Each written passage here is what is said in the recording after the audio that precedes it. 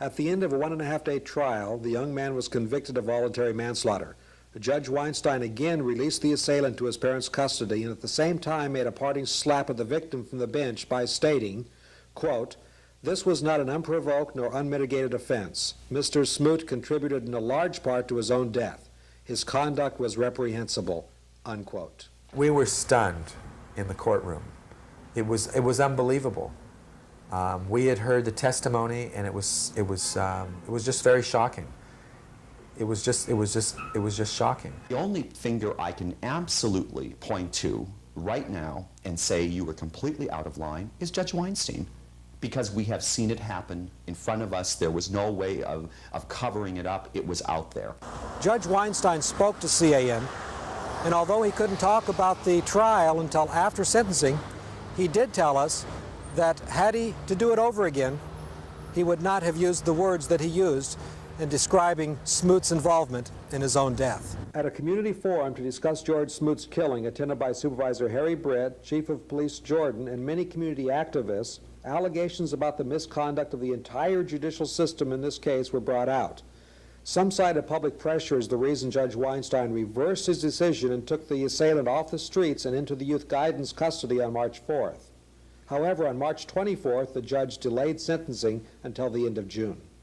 I would like to believe personally that the situation with George Smoot, in spite of the inability of the criminal justice system to speak because it was a juvenile matter, that we will never, ever have to face this kind of situation again. It has torn not only Brussels Street apart, where George Smoot lived, his family, his friends, but it's torn the gay and lesbian community apart too, and that is the most unfortunate thing of all.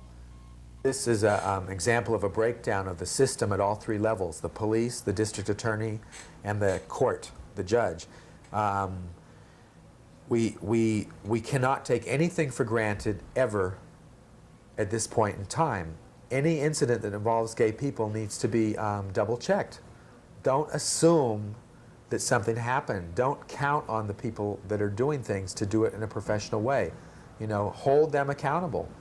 The DA should have seen that the police investigation was inadequate.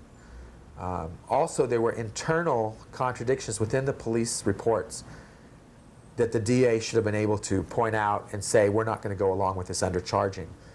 Even though the initial investigation was inadequate, they could have still charged it correctly. The other thing is this trial and our reaction, meaning our community's reaction, has served notice to judges everywhere in the Bay Area that our community is going to be involved, we are going to be concerned, and I think it'll make every judge, all the DAs think twice about how they charge people, that we take it seriously and that we expect them to. And that if they don't, we're going to raise hell, we're going to hold them accountable. Now, what we're going to do in the future is still unclear. We do intend to file charges with the Commission on Judicial Performance to hold Judge Weinstein accountable for his statements. You see, he needs to be able to justify what he said, because it did take a slap at the victim. You know, realistically, I mean, I come into this almost fairly naive. I've learned a lot in a very short time, and it makes me very angry what people will stoop to and how they will use our vulnerability as gay people, splash it all over the media, the newspapers, concentrate on just various aspects of a person's life. For a while, George was only the gay neighbor. He was the homosexual man down the street. He had no identity but that. It's another huge issue. He was a John Doe at the morgue for days until a neighbor was able to identify him. The police knew who he was. The people at the morgue could have found out very easily who he was if anyone had wanted to bother. No, he was a gay stabbing victim. So like I said, the loss is tremendous, and I think one of the things I learned, and I think we should all be aware of constantly, is that we are very vulnerable people as gay people. We have so few rights. We somehow are denigrated to a lower status. We don't have quite, people think we don't feel, that we don't have the same depth and strength of attachments, apparently.